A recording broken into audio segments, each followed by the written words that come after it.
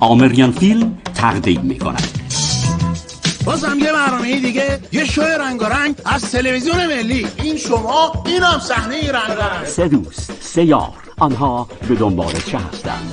3 ناموس پرست دنبال چی میگردند؟ ناموس. داستان هم عشقی هم جنگی. بی خود عشقی ها.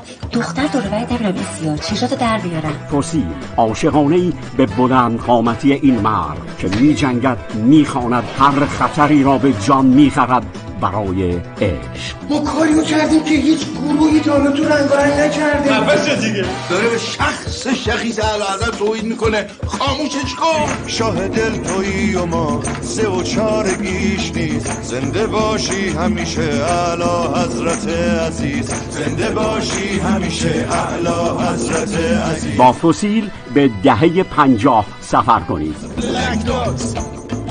با هنرنمایی ستاره سینما بهرام، هادی، صفا، قصاری و ملکه صحنه‌ها الناز.